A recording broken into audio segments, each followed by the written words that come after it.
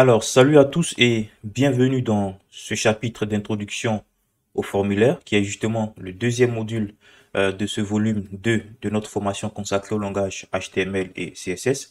Et donc, je vais d'abord commencer par vous définir brièvement ce que c'est qu'un formulaire.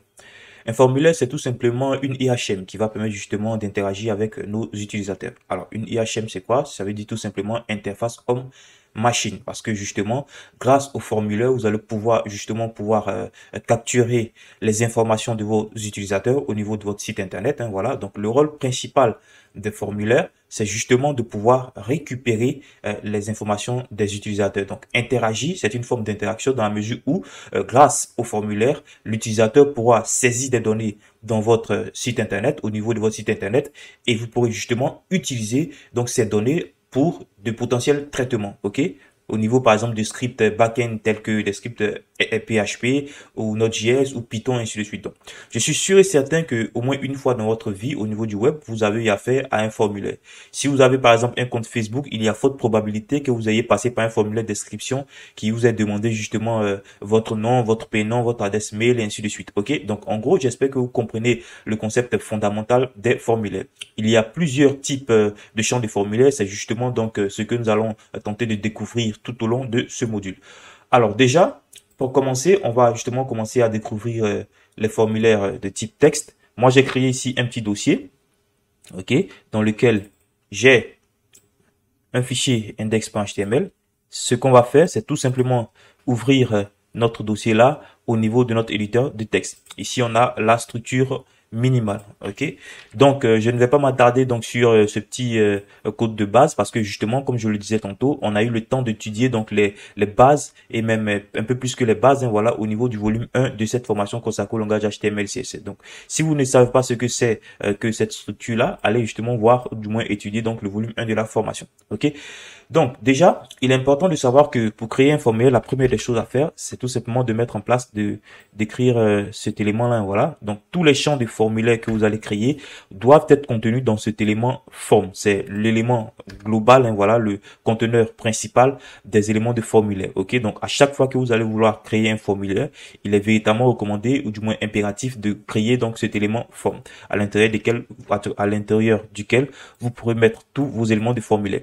Alors ici, il y a un attribut assez intéressant qu'on appelle action, ok, et un autre attribut qu'on appelle ici méthode.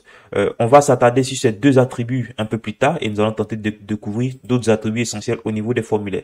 Mais pour le petit résumé, vous devez savoir que ici, action va déterminer le chemin ou du moins l'emplacement ou du moins l'endroit où doivent être envoyées les données qui vont être traitées au niveau du formulaire, ok. Et méthode, c'est la méthode HTTP qui va être utilisée pour envoyer les données de formulaire. Sur ce, on va d'abord commencer déjà à rapidement découvrir l'élément input qui va permettre justement de déterminer ou du moins de définir les différents champs de formulaire qu'on veut justement implémenter au niveau de notre site. Alors cet élément input là prend un attribut ici type qui va déterminer justement le type de champ de formulaire. Ici, par exemple, on met un type texte. Si on essaie d'enregistrer et qu'on essaie de voir un peu le résultat, ok, on va ouvrir ça avec Microsoft Edge. Ok, vous voyez ici que justement on a ce petit champ, ok, et à l'intérieur on peut saisir des choses, ok. Donc ça, c'est un peu la possibilité que nous donne le type ici texte, ok. Alors déjà, il est important de savoir que c'est pas vraiment très intuitif de voir que on a juste un champ vide et on ne sait pas vraiment à quoi sert ce champ ou on ne sait pas trop quel type d'information doit saisir dans ce champ. Pour ça, il y a un attribut assez intéressant que vous pouvez mettre au niveau des champs de type input qu'on appelle le placeholder, ok, pour dire par exemple ici saisissez votre nom par exemple, ok. Donc vous voyez qu'ici il va permettre justement de préciser un tout petit peu les choses au niveau de notre champ de formulaire. Ça peut être beaucoup plus intuitif de l'utiliser de la sorte, ok. Alors ici, comme je le disais tantôt, là on a le input qui va permettre justement de fournir, des champs de formulaire sur une seule ligne, ok. Donc ici le truc c'est pratiquement le type qui va changer. Donc ici, on peut mettre input. Maintenant, si on veut demander des informations de type texte aux utilisateurs, vous avez bien sûr vu qu'on utilise le type avec la valeur texte. Mais si on veut par exemple demander l'email donc de l'utilisateur, ici on utilise par exemple le type avec tout simplement email. Ok, ici saisissez votre mail. D'accord. Alors ici, il est très important de préciser les bons types, ok, parce que ça va véritablement participer à la validation de votre formulaire. L'avantage ici, c'est que si par exemple je mets n'importe quoi ici et que, attention, je vais d'abord mettre un petit élément de bouton, comme ça vous allez comprendre l'utilité de préciser ici la bonne valeur au niveau de l'attribut type ici, ok.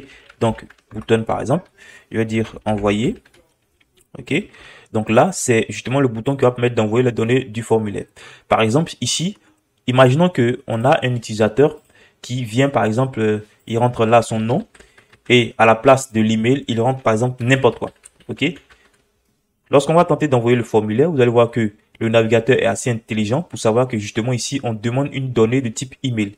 Et donc, il va tout simplement bloquer voilà, l'envoi du formulaire tant que justement la valeur ici ne correspond pas au type donc de champ ou au type de données tout simplement qu'on a demandé à l'utilisateur. Donc, ce qu'il faut retenir principalement ici au niveau de ce format donc de champ de formulaire, donc sur une seule ligne, c'est tout simplement les types ici, ok? Choisissez ou du moins mettez les bons types au niveau de votre attribut selon les données que vous voulez demander, ok? Donc ici, on a une donnée de type email.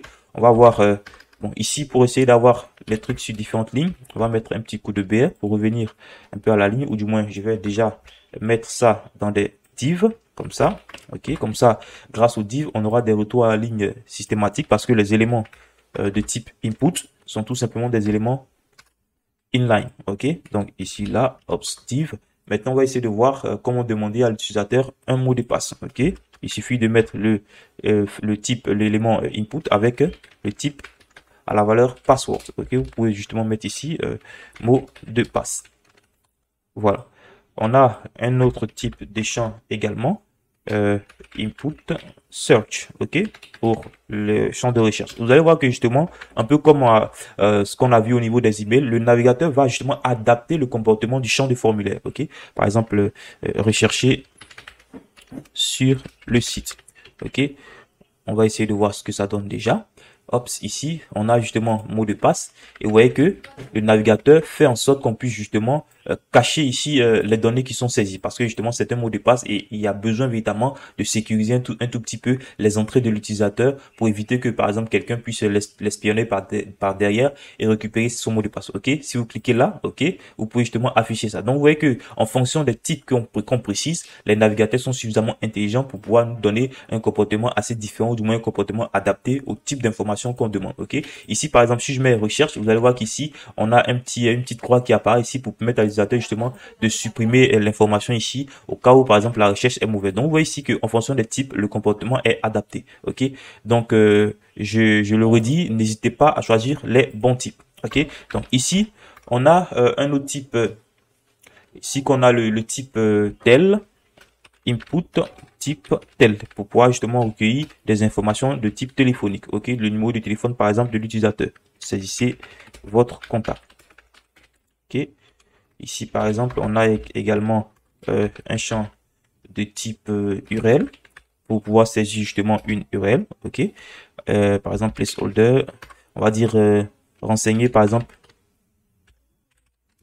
ou du moins lien de votre site web, ok. On imagine que l'utilisateur vienne au niveau de notre site internet et qu'on a besoin justement de pouvoir récupérer le lien de son site par exemple pour pouvoir travailler, ok. Retenez une fois de plus que toutes les données que vous demandez à l'utilisateur ont pour but justement d'être traitées par exemple par un script côté serveur, un script PHP, Python, Node.js et ainsi de suite, ok. Donc voilà, on a pratiquement découvert la majorité voilà des champs de type texte qui sont renseignés ou du moins qui sont saisis sur une seule ligne parce que comme vous vous rendez compte ici, on ne peut pas avoir deux lignes au niveau de ces champs de formulaire. Ok, on ne peut pas avoir deux lignes. On est obligé justement de tout simplement renseigner nos données sur une seule ligne. Ok, donc déjà dans le prochain chapitre, on va essayer de voir des champs de formulaire qui permettent à l'utilisateur de saisir des informations sur plusieurs lignes. Par exemple, pour taper un message qu'il voudrait par exemple envoyer au niveau donc de votre site internet. Donc avant, je vais tout simplement vous montrer quelques petits attributs assez essentiels. OK? Donc vous remarquez là que on a fait que renseigner les types, hein, voilà, de nos champs de formulaires. Mais comme je le disais tantôt, souvenez-vous, le but des formulaires, c'est de récupérer, ou du moins d'interagir avec les utilisateurs en vue de récupérer leurs données pour justement être traités. Ici, on n'a aucun moyen de savoir au niveau, par exemple, de notre script, à quelles données correspondent donc les champs de formulaires qu'on a saisis. Donc, il y a un attribut très intéressant ici qu'on appelle l'attribut name qui va permettre justement de renseigner ici le nom du champ de formulaire qui va permettre justement de reconnaître cette information côté serveur par exemple. OK, donc ne vous inquiétez pas si vous ne comprenez pas trop ce que c'est que quand je parle de notion de côté serveur, on va tout simplement avoir l'occasion de découvrir beaucoup plus de choses là-dessus. Mais pour l'instant, vous devez simplement savoir qu'il faut essentiellement mettre les valeurs name au niveau de tous vos champs de formulaire. OK, donc attribut name ici par exemple, on va dire nom user. OK, ici. Alors, vous pouvez utiliser autant de champs de texte de champs de type texte, autant de champs de type email, et ainsi de suite. Ça dépend justement de la structure de votre formulaire. Ok, moi je vous montre simplement les éléments, libre à vous de faire preuve d'imagination. Ici, on a l'attribut name, ok, qui va permettre justement, comme je le disais tantôt, de spécifier, de préciser le nom de notre champ de formulaire. Cet attribut-là peut être renseigné au niveau de tous les champs de formulaire ici qu'on a à ce niveau. Par exemple, ici, je peux spécifier, tu peux dire email user, d'accord. Bon, évitez par exemple de mettre des espaces ici, hein, voilà, de renseigner des noms simples qui sont facilement reconnaissables. Ici, par exemple, je vais dire name, password, ok, et libre à vous de mettre n'importe quelle valeur au niveau du champ name. Donc, vous devez savoir qu'on peut renseigner la valeur, l'attribut name au niveau de tous les champs qu'on a ici à ce niveau, ok. Une fois de plus, faites preuve d'imagination et puis adaptez les choses à vos besoins. Donc, l'autre attribut qu'on a découvert déjà, c'est le placeholder. Donc, on a le name, on a le placeholder. Il y a également l'attribut value. OK? Bon, parce que là, imaginons, ici, là, pour l'instant, on ne voit pas l'effet systématique de l'attribut name, mais je vais vous montrer ça un peu plus tard, lorsqu'on va traiter donc de l'envoi de données de nos formulaires. Vous allez mieux comprendre ce que je veux dire. OK? Alors, ici, on a un autre attribut assez intéressant, value, par exemple, qui va dire renseigner une valeur par défaut. Par défaut, vous remarquez que ici, nos formulaires sont vides. Donc, imaginons que vous voulez, par exemple, renseigner une valeur par défaut au niveau de vos champs de formulaire. Donc, il serait intéressant de spécifier cette valeur par défaut dans l'attribut value. OK? Donc, ici, voilà. Dans l'attribut value ici, et ce qu'on a là va justement être affiché ici à l'utilisateur comme valeur par défaut. Ça peut être intéressant par exemple si vous avez justement récupéré les informations de vos utilisateurs et que vous les avez traitées, enregistrées et qu'au niveau de son profil vous voulez justement afficher ces données par exemple pour qu'il puisse potentiellement les modifier. Ça serait intéressant justement de pouvoir réafficher à l'utilisateur dans des champs bien spécifiques, hein, voilà, les informations qu'il a déjà renseignées, comme ça au cas où il veut les modifier, il a déjà un visuel des valeurs qui sont déjà présentes au niveau donc du système et qu'il a potentiellement renseigné lui-même. OK, donc il y a plusieurs cas d'utilisation. Donc ici, on a déjà, comme je le disais tantôt, l'attribut value qui peut être intéressant, l'attribut name, OK, et d'autres attributs tels que l'attribut. Alors, l'attribut value peut être renseigné au niveau de chacun des éléments ici, hein, et ce sera justement la valeur. Si, bien sûr, elle n'est pas modifiée par l'utilisateur, ce sera la valeur par défaut qui sera effectivement envoyée donc au serveur. OK, donc on a un autre attribut assez intéressant qui est l'attribut read-only, parce que là, par défaut, quand on met une valeur par défaut, par exemple, vous voyez qu'ici, l'utilisateur peut venir changer la valeur. OK? Donc, avec l'attribut read-only, OK, c'est un attribut de type booléen, OK, qui prend soit une valeur true ou false, tout simplement. Donc, par défaut, le read-only est à false. Donc, si on spécifie le read-only ici sans préciser la valeur, ça va être tout simplement une valeur par défaut, disons, à true plutôt. OK? Donc, quand on spécifie l'attribut, par défaut, la valeur est à true, pas à false. Donc, ici, vous allez voir maintenant que l'utilisateur peut voir l'information, mais il ne peut plus la modifier. Donc, read-only peut être également assez intéressant. On a un autre attribut qui est assez intéressant ici à ce niveau, l'attribut disabled. OK, on va dire ça, on va appliquer ça ici, disabled. Alors ici, disabled agit un peu comme le read-only. en soi, c'est justement pour dire que le champ est désactivé. Donc, l'utilisateur ne peut véritablement pas l'utiliser. Il ne peut ni entrer des informations, ni les modifier.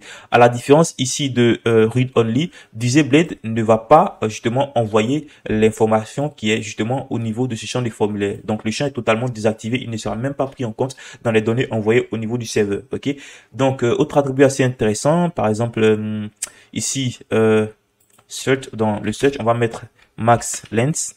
OK, par exemple à 10. Imaginons que vous avez un champ de recherche et que vous voulez limiter le nombre de mots qui sont saisis au niveau de ce champ de recherche pour ne pas que l'utilisateur tape un très long texte par exemple. OK, donc ici on vient dans notre champ de recherche et vous allez remarquer que quand je vais atteindre les 10 caractères, hop, je ne pourrai plus continuer donc de renseigner des informations. Donc ça peut être aussi intéressant. OK, donc on a vu pratiquement tout ce qu'il faut, ce qu'il y a à retenir au niveau donc de ce chapitre, c'est que justement les formulaires vont nous permettre de pouvoir récupérer les informations de nos utilisateurs en vue de les traiter au niveau du serveur, au niveau d'un script serveur par exemple.